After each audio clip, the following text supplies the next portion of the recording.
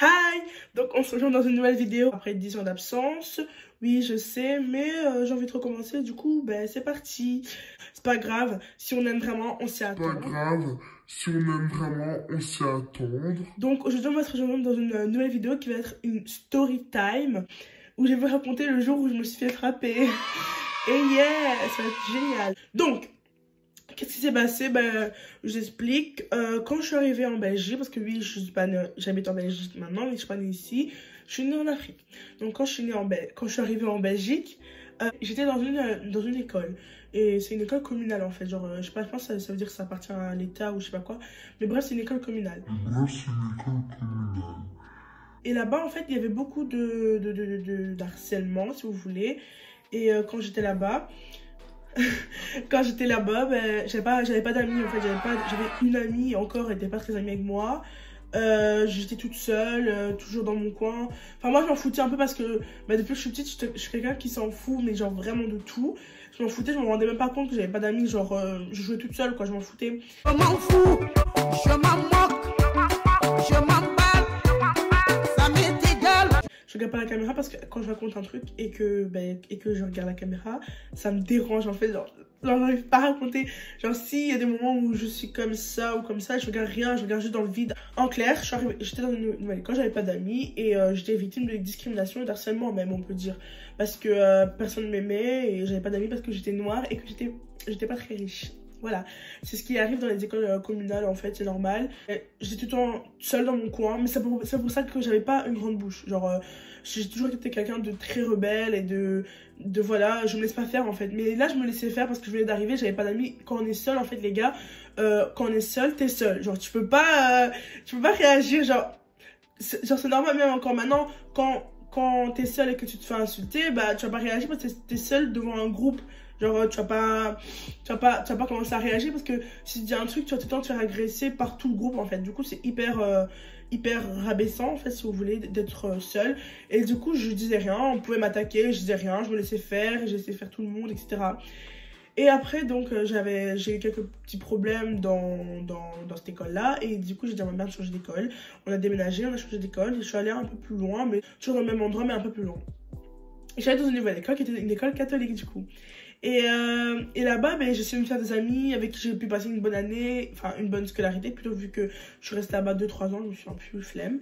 Et donc, voilà, donc je suis restée là-bas et j'avais des amis et j'ai essayé de me faire des amis. Mais c'est pour autant que je n'étais pas victime de discrimination parce qu'au début, j'étais victime de discrimination. Les gens m'aimaient pas trop en fait, je ne sais pas pourquoi, parce que vous voyez, les gens m'aimaient pas, je bégaye, mais les gars, je vous jure, c'est abusé. Les gens ne m'aimaient pas trop parce que, bah, je sais pas. En fait, j'étais une gosse super active, genre hyper active. Vous voyez les gosses qui n'arrivent pas de bouger, qui ouvrent trop leur bouche, qui dérangent et tout. Bah, j'étais ça, encore maintenant d'ailleurs. Mais c'était encore pire avec mes amis, genre j'étais hyper active et tout. Et je pense que c'est pour ça que les gens ne m'aimaient pas trop.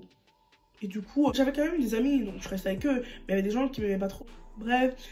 Et quand je suis arrivée là-bas et que j'ai réussi à avoir des amis, bah là, j'ai commencé à ouvrir ma bouche et ne plus me laisser faire en fait, tout simplement. Je fais des mimiques, mais quand j'explique, je fais toujours des mimiques, genre. C'est normal, genre quand j'explique toujours, je fais des mimiques, même quand j'explique à mes potes et tout, je fais toujours des... Là-bas, je m'étais fait des amis, je m'étais fait une meilleure amie, je m'étais fait plusieurs amis, j'avais beaucoup d'amis. Bon, j'étais dans un groupe et tout, on était amis, mais j'avais quand même des gens qui me... Quand je vous disais, j'étais super active et j'étais hyper rebelle, je me laissais pas faire. Genre, tu me disais un truc, je t'attaquais et vraiment, j'étais hyper rebelle, genre... Je pouvais pas, genre, les gens m'aimaient pas surtout pour ça parce que j'étais trop actif en fait, je pense. Et à un moment, dans ma classe, j'étais dans la même classe que mon frère, et dans ma classe, il y avait un garçon qui s'appelait, on va l'appeler Thomas. Dans cette histoire, on l'appelle Thomas, ok? Et bah, ce garçon-là, il avait des sœurs, il était très protecteur envers ses sœurs et tout. Et sa sœur était genre une classe ou deux classes en dessous de nous, je sais pas. Mais sa sœur, on va l'appeler Annie, ok? On va l'appeler Annie. Donc Annie était un peu comme moi, donc super active, et elle cherchait les embrouilles. Et moi aussi je cherchais les embrouilles, j'avoue. Vraiment, il y avait une pote à moi, ben, je pense qu'elle va se reconnaître si elle passe par là. Mais bref, il y avait une pote à moi qui me disait « Ah, toi t'aimes trop chercher les embrouilles !» Oui, je cherchais les embrouilles, mais bon après j'assume pas. Mais là, cette histoire-là, j'avais vraiment rien fait. Genre les gars, on vient m'attaquer, je réponds, vous voyez. Et on s'est disputé, c'est vraiment une dispute de gamine, entre petites filles, entre une petite fille de primaire, genre c'était vraiment des histoires bêtes, genre je sais même pas pourquoi on s'embrouillait, je me souviens même plus de pourquoi on s'embrouillait, mais genre vraiment. Et à un moment, j'ai insulté sa mère, et j'ai dit...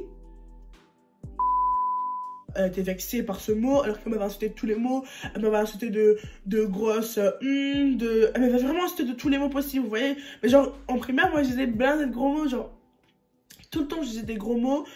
Après, c'est passé, c'est qu'elle a dit, ouais, je vais aller dire à mon frère. Je dis, bah je m'en fous, tu peux le dire à ton frère. Et moi, c'est ça. Et je me souviens, en plus j'avais une voix toute cassée, parce que quand j'étais petite, j'avais une voix cassée, je trouve, hein, quand je regarde les vidéos. Et genre, j'avais dit, ouais, je m'en fous, ramène ton frère, vous allez faire quoi? Vous allez rien faire, juste ce que je veux et tout. Et ok. Et donc le lendemain, j'arrive à l'école avec ma nouvelle veste toute rouge que ma mère a achetée à 100 balles, 100 euros. Je crois que, je sais plus. Ah oui, elle avait acheté chez Camailleux, voilà. Et donc j'arrive avec ma nouvelle veste et tout, je fais mes airs. La petite n'avait pas compris qui allait lui arriver. Hein. Bref, donc j'arrive, je fais la maline, je m'en avais à mes potes et tout. Je fais, oh, ma mère a acheté à 100 euros, je suis trop contente, et j'arrive. Et puis là, quoi? Il se passe quoi? Les gars, il y a le frère, genre Thomas, le frère de Annie, qui vient me voir. Il me dit, t'as insulté ma mère apparemment d'après ma soeur. Bah, ils étaient là à deux en fait, Thomas et Annie. Je fais, c'est ta soeur qui a commencé, et puis je m'en fous, je dis ce que je veux. Je lui dis, j'étais grave rebelle, hein. J'ai cherché des embrouilles, et puis j'assumais pas. Mais bon, c'est pas grave, je me laissais jamais faire. Genre, en fait, je vous explique, quand j'étais en primaire, enfin ma première école là, ben en fait, je fermais tellement ma bouche, je disais tellement rien à chaque fois comment c'était que quand je suis arrivée dans cette nouvelle école, ben j'arrêtais pas d'être sur la défensive tout le temps. Genre, tu me disais un truc, je t'insulte. Genre, tu me disais un truc, je t'insulte. Tu me cherches, je t'insulte. Genre, pour moi, personne m'aimait et j'aimais personne non plus. Vous voyez, c'était plutôt comme ça. Donc, désolée si je touche tout le temps mes cheveux, c'est parce que j'aime pas ma tête. Mais bon, j'ai envie de raconter cette histoire parce que c'est tellement drôle et pas drôle en fait en même temps. Et donc, ce qui s'est passé, c'est que il arrive et tout avec sa soeur. Moi, je suis là avec ma belle veste et tout. Je fais la maline.